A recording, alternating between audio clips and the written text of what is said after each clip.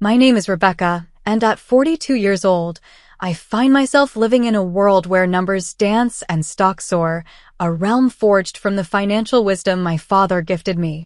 I've always been more than just a day trader.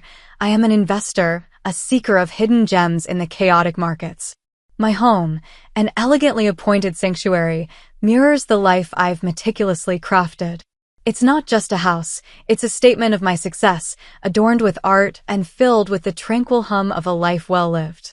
I met Tyler when I was already established, a force to be reckoned with in the financial sectors. He was younger, vibrant, and seemingly enchanted by my world. His promise to stand by me, in a life free from the pitter-patter of little feet my doctors advised against, felt like the final piece in my puzzle. "I'm all in," he'd said with a smile that could outshine the gloomiest market crash.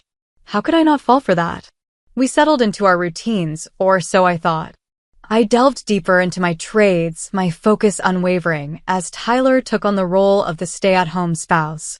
He began with such enthusiasm, whipping up culinary delights and managing our home with a flair that impressed me.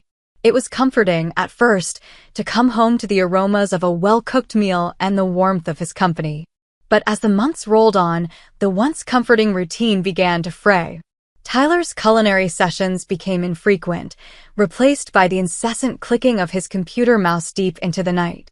His days, and gradually our nights, revolved around virtual worlds, leaving our real one cluttered and neglected. I would find myself stepping over unwashed laundry or dishes piled high, remnants of his newfound passion for gaming. The harmony we had was slipping through my fingers like fine sand. "Schedules change, Rebecca. I'm just finding my groove," Tyler would say whenever I brought up my concerns. His reassurances, once my anchor, now felt hollow. I'd lie awake, the city's lights creeping through the blinds, wondering if the man I married was slipping away into a digital abyss, leaving me alone in our tangible world. Yet I was prepared, or so I told myself. Prepared to face whatever challenges came our way, armed with the resilience and acumen that had never failed me in the trading floors. Little did I know, the real challenge was just beginning, and it wasn't the market's volatility I needed to brace for, it was the man I shared my home with. As the weeks turned into months, the vibrant man I had married, the one who had promised to share my burdens and joys alike, slowly morphed into a shadow of his former self. Tyler's initial enthusiasm for managing our home had dwindled to a mere afterthought. The culinary experiments that once filled our home with delightful aromas were replaced by the monotonous ping of microwave dinners. I missed the laughter and the shared satisfaction of a well-prepared meal, but more so, I missed him, the man he used to be. I'd find him most days, his eyes glued to the screen, lost in a frenzy of virtual battles and imaginary conquests. Our conversations, once filled with plans for the future and shared dreams, had dwindled to brief exchanges about trivialities. "How is the market today?" he might ask, not waiting for an answer before turning back to his game. The house, once a symbol of our union, felt increasingly like a divided territory. One particularly stark evening, I came home to find not only the usual disarray, but also an unexpected addition to our living situation. Tyler's sister, Clara, and her husband, Mike, stood in the middle of our living room, suitcases in tow. "Surprise!" Tyler exclaimed with a grin, as if he had planned the perfect pleasant surprise. "Clara and Mike are going through a rough patch. They need a place to stay for a while. Just a few weeks, tops." Their arrival was sudden, their reasons vague, but their presence quickly became as permanent as the furniture. They moved with an ease that suggested they were in no hurry to leave. Days turned into weeks, and I watched, increasingly uneasy, as they spread into our space with an air of entitlement that left little room for objection. The dynamics in our home shifted subtly at first, then all at once. Clara was loud, her laughter piercing late into the night as she and Tyler reminisced about old times. Mike, with a penchant for criticism, seemed to find fault in how I arranged even the simplest things. "You really should let Tyler have more say in the decor," he'd comment, gesturing at the artworks I had chosen with such care. Their intrusion wasn't just physical, it felt deeply personal, as if they were rewriting the rules of my own sanctuary. My evenings, once a time for unwinding, became periods of silent endurance as I retreated to the quietest corners of my home, the sounds of their presence a constant echo through the walls. I confided in a friend over coffee one morning, the weight of my situation spilling over. "It feels like I'm the guest in my own home, Sarah. I don't understand what's happening." Her advice was cautious but clear. "Rebecca, protect yourself. Something doesn't feel right." And she was right. As the pieces began to fall into place, the picture they formed was unsettling. Tyler and his family, with their whispered conversations and sudden changes in behavior, were orchestrating something. Something that didn't bode well for me. But I wasn't about to let my life, the one I had built with such determination, be dismantled so easily. I had faced down market crashes and economic downturns. I could handle a few domestic usurpers. Or so I hoped. The sense of unease that settled over our home thickened with each passing day. Tyler, Clara, and Mike had seamlessly woven themselves into the very fabric of our household, turning what was once my sanctuary into a stage for their subtle takeover. Their actions, always under the guise of familial support or casual living arrangements, became increasingly bold, crossing boundaries I never imagined would be challenged in my own home. One evening, as I returned from a particularly taxing day of trading, I found my study, the one place that remained solely mine, a haven of solitude and focus, transformed. Files were moved, personal items rearranged, and in the center of it all, Tyler sat, an array of gaming equipment sprawled across my desk. "Tyler, what is all this?" My voice barely concealed the mix of shock and anger as I surveyed the encroachment. He looked up, his expression one of feigned confusion. "Oh, I thought it'd be nice to have my setup here. Better lighting, you know." His words were casual, as if he hadn't just claimed my last vestige of personal space. I drew a deep breath, my mind racing for the right words. "This is my workspace, Tyler. We agreed on this. You have the entire living room." "Yeah, but it feels cramped there, and besides, Clara and Mike are always around. I figured you wouldn't mind." His dismissiveness stung, a sharp contrast to the man who once tread carefully around my routines and respect for space. That night, as I lay in bed, the sounds of their laughter and chatter drifting up from below, the pieces began clicking into place. This wasn't just casual infringement on my personal space, this was a coordinated effort. Tyler, with Clara and Mike's encouragement, was slowly asserting dominance over every corner of our home. Determined to understand the full extent of their intentions, I started paying closer attention to their interactions, snippets of conversation caught as I passed by rooms, the quick changes in topic when I entered. The picture that emerged was unsettling. There were talks of financial strains, mentions of needing a permanent solution, and worst of all, subtle jabs at my financial independence being too intimidating. As the weeks progressed, their boldness grew. Bills for extravagant purchases made without my consent started arriving, items billed to my credit, but never discussed. Each discovery felt like a betrayal, each act a deliberate stab at the life I had built. I couldn't shake the feeling that I was being corralled, pushed to a breaking point to make room for their expanding control. It was clear that Tyler, Clara, and Mike viewed my assets as their opportunity. They were not just house guests, they were invaders, and my home was the territory they intended to conquer. But if my years in trading had taught me anything, it was that forewarned is forearmed. I began to take measures, subtle yet firm. Security cameras, previously meant for external security, now discreetly monitored internal movements as well. Every document, every piece of sensitive information, found a new home in a secure, undisclosed location. I was building my case, gathering the evidence I needed to protect myself from whatever Tyler and his co-conspirators planned.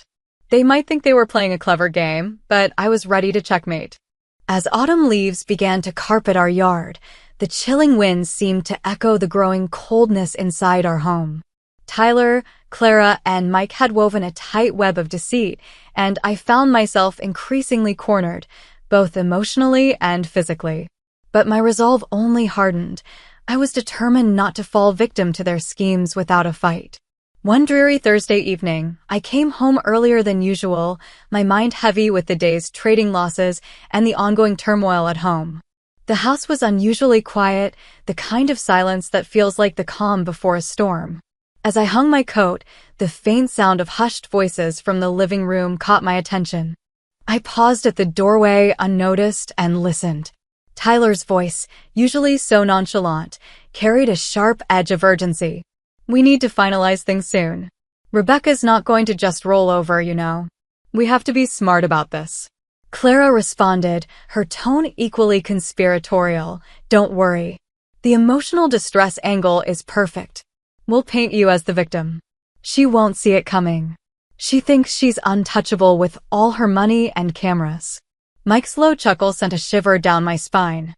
"Yeah, and once we're done, this place will be yours, and she'll be out for good. Just keep playing the part, Ty." My heart raced as their words sank in. This was more than just taking over my space. They were planning to usurp my entire life and legacy. Fury mixed with a sharp sting of betrayal, and for a moment I stood frozen.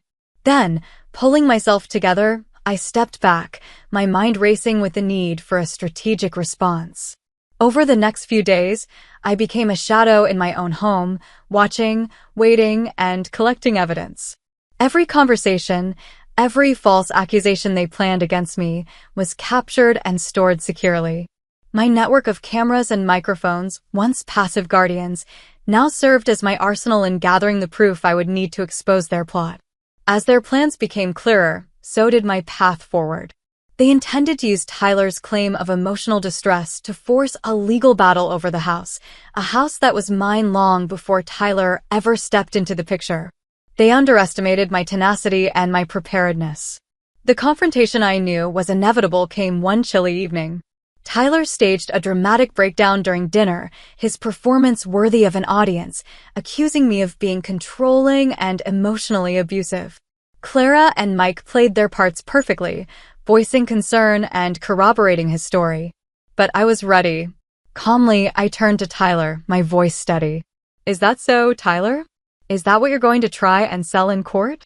Because I think the judge would be very interested to see the real story." At that, I gestured to the discreetly placed cameras around the room. Tyler's face went pale, his facade cracking. Clara and Mike exchanged panicked glances. I continued, "Every lie, every manipulation, it's all been recorded. I have documented every single deceitful act you three have conspired in." The room fell silent, the weight of my revelation hanging heavy in the air. Tyler tried to stammer an excuse, but the truth was undeniable. I had outplayed them at their own game, using their greed and underestimation against them. The legal proceedings that followed were swift. Armed with my recordings, my lawyer dismantled their claims with precision. The judge saw through their plot, dismissing their case and granting me a restraining order against Tyler and his accomplices. In the end, they left as they had come, under a cloud of shame, their plans in ruins. The house, once besieged by their presence, was mine once again.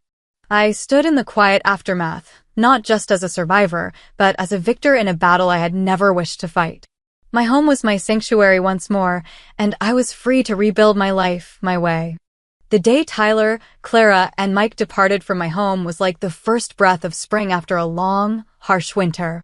As their car disappeared down the driveway, a profound sense of relief washed over me.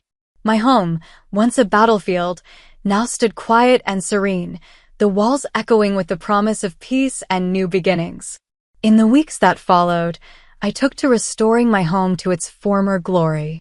Each room was cleansed of their presence, each space rain-fused with my essence. I replaced the furniture they had used, repainted walls, and reintroduced my favorite scents, a ritual of reclaiming that felt both therapeutic and empowering. But the battle I had fought left its marks not just on my home, but on my soul. The betrayal had wounded me deeply, challenging my trust in others and shaking my belief in unconditional love. I knew the road to recovery would be a journey, not just a step, and I was ready to embark on it with all the resilience I had mustered during those tumultuous months. Part of that journey was reevaluating my life and goals. My career as a trader had always been my priority, but the ordeal had taught me the value of balance and the importance of personal happiness. I decided to cut back on my trading hours, dedicating more time to pursuits that had long been on hold: painting, writing, and exploring the outdoors. These activities brought me joy and a sense of peace that had been missing. I also opened myself up to new relationships. With caution and newfound wisdom, I began to forge connections with like-minded individuals who shared my interests and values. Book clubs, local art groups, and volunteering at the community center allowed me to meet people from diverse backgrounds, each with stories and lessons that enriched my life further. As I rebuilt my social circle, I was pleasantly surprised to find that not all ties had been tainted by Tyler's deceit. Old friends reached out, their support unwavering despite the distance that had grown between us during my marriage. Their loyalty and kindness reminded me that, despite the few who may betray us, many more stand by us. One late autumn evening, as I sat on my newly redecorated patio, watching the sunset paint the sky in hues of orange and pink, I reflected on the tumultuous year. The challenges had been many, but they had brought with them invaluable lessons.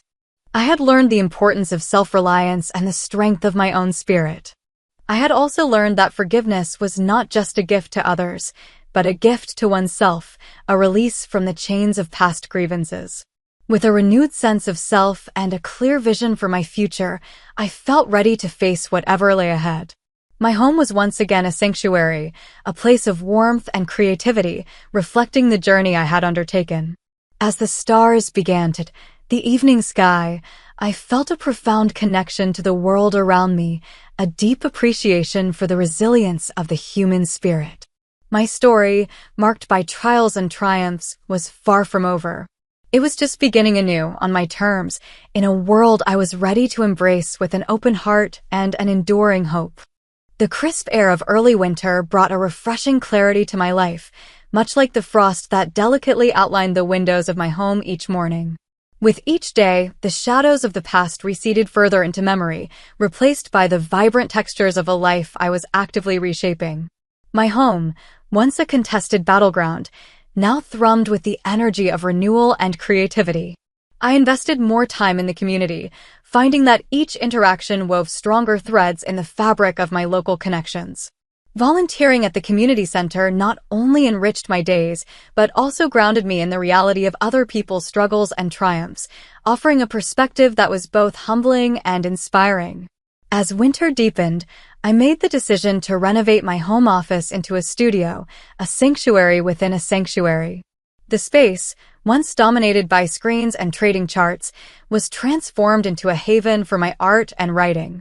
Canvases filled with vibrant colors and shelves stocked with books on art theory and practice replaced the sterile tools of my previous trade. This transformation was symbolic, marking a shift from a life focused solely on financial gain to one enriched by creativity and personal expression. During this time of change, I also began attending workshops and retreats, deepening my knowledge and skills in painting and writing. It was at one such retreat in the serene mountains that I met Simon, a fellow artist whose passion for nature photography and environmental conservation matched my newfound appreciation for the world outside the stock market's fluctuations.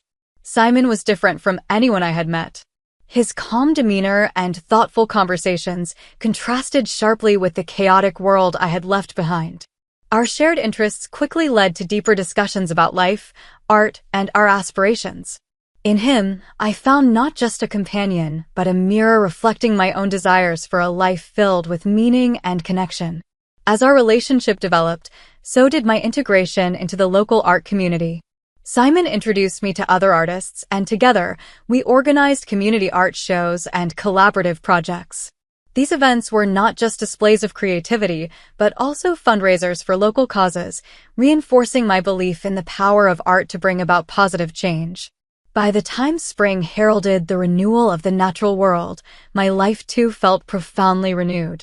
The art studio was bustling with activity, plans for future exhibitions, and collaborative projects with Simon and other artists. My days were filled with a sense of purpose and joy that had been missing in the years dominated by finance and deceit. Reflecting on the journey from isolation to community, from betrayal to trust, I felt a deep gratitude for the twists and turns of my life. Each step, even the most painful, had been necessary, guiding me to this place of fulfillment and happiness. As I painted in my studio, the light filtering through the windows and casting vibrant hues on the canvas, I realized that this was not just a new chapter in my life, but a whole new volume. The past, with all its lessons, was the foundation upon which I was building a future, one filled with creativity, love, and community. The journey ahead was as bright as the colors on my palette, and I was ready to paint it in broad, bold strokes. Spring's blossoms brought more than just natural beauty. They ushered in a season of healing and growth. As the world around me burst into life, so too did my spirit, nurtured by the warmth of community and the joy of new beginnings. My relationship with Simon flourished amidst our shared passions, and together, we explored not just the artistic landscapes, but also the deeper contours of our past experiences and future aspirations. In this season of renewal, I found myself reflecting often on the journey that had led me here. The struggles I had faced seemed distant now, like shadows at dawn, dispelled by the light of understanding and forgiveness. I had learned that healing was not a destination, but a path that wound through every experience, good and bad. One sunny afternoon, as I stood in my studio surrounded by canvases and sketches, I realized how much my art had evolved. What began as a means of distraction from the turmoil had become a profound method of expression. My paintings, once cautious and controlled, now burst with bold, unapologetic strokes, mirroring my newfound confidence and zest for life. Simon and I decided to host an art exhibition entitled Renaissance, symbolizing not only my personal rebirth, but also our collective emergence from the challenges of the past. The exhibition would showcase our works, along with contributions from other local artists, in a celebration of resilience and creativity. As we prepared for the exhibition, the community's anticipation grew palpable. Local newspapers and blogs featured stories about our journey and the upcoming event, highlighting the transformative power of art and community support. The buzz created a sense of collective ownership and pride, further deepening my connection to the town that had become my sanctuary.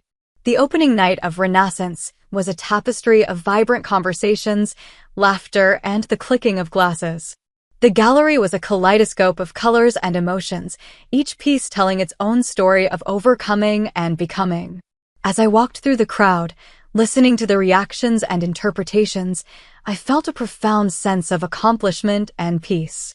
Among the attendees was an elderly woman who paused for a long time in front of one of my most personal pieces, a large canvas depicting a lone tree standing resilient against a stormy sky.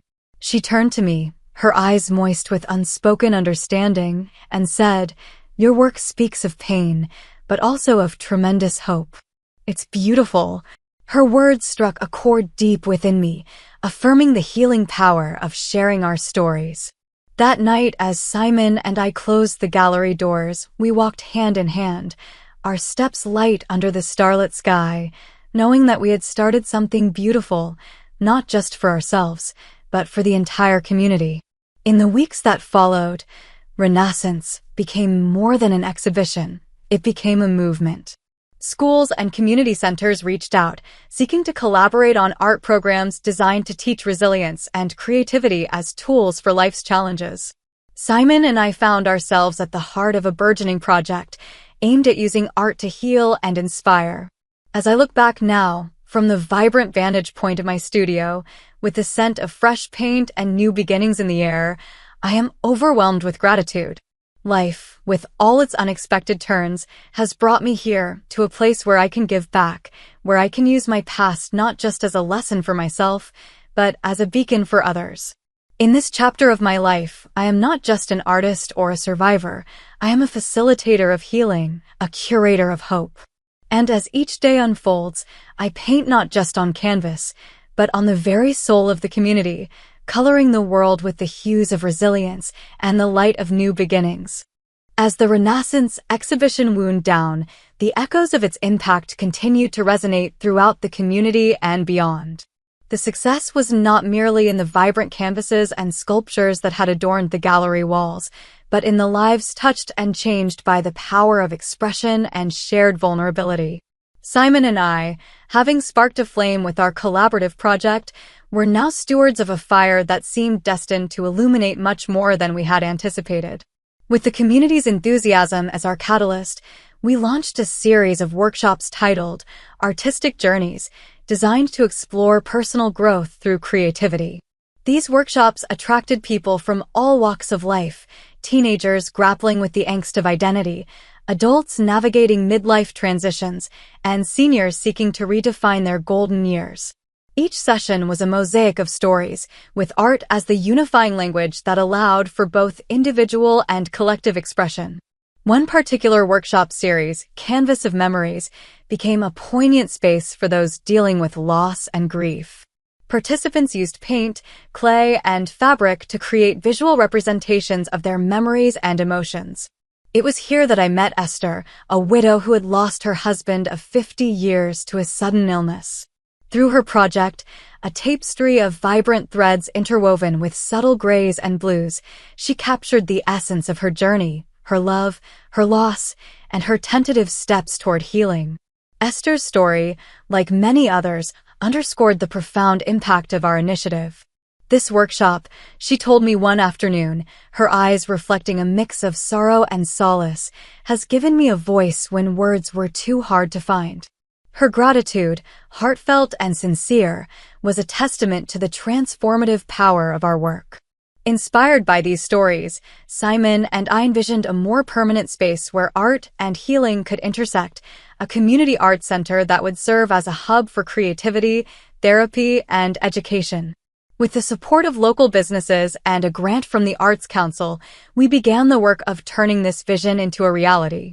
The planning and creation of the center, which we decided to name Lighthouse Arts, was a journey marked by community spirit and collaboration. Local artists contributed designs, school children assisted in painting murals, and families donated materials and time.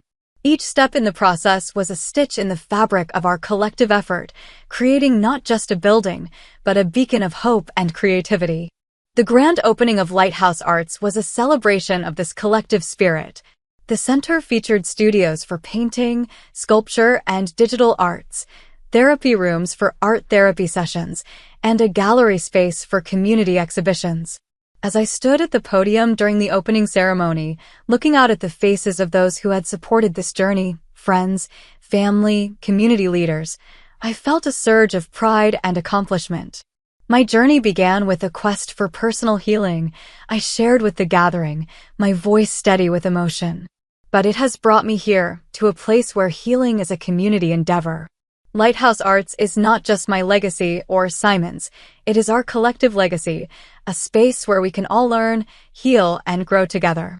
As the applause rang out, I felt a profound connection to everyone in the room and to those who would come through the doors in the years to follow. Lighthouse Arts was more than a center, it was a testament to the resilience of the human spirit and to the incredible power of community and creativity to transform lives.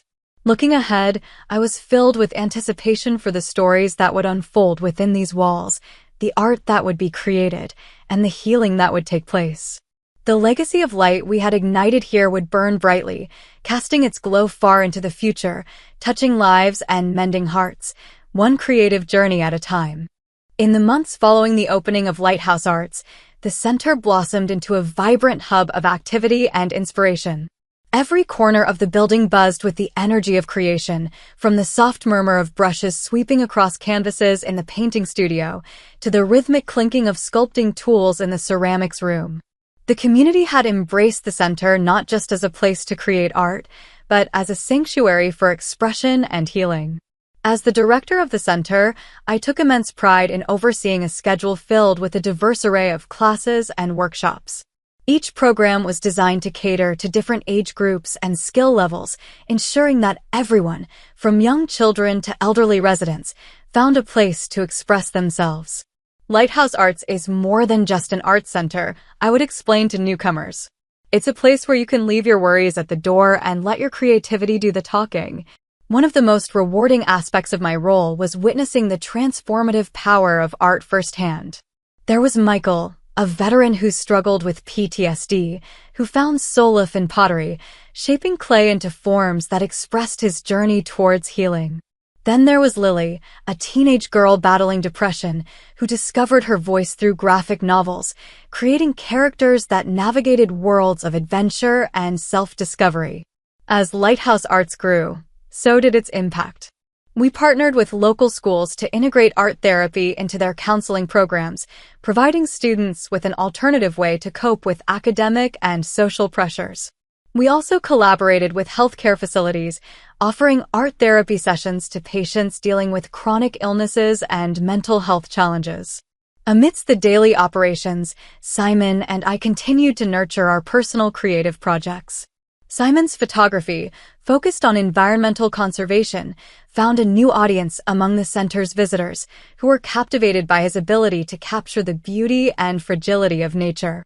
Meanwhile, I embarked on a series of paintings that explored the theme of light and shadow, a metaphor for the personal journey I had undertaken.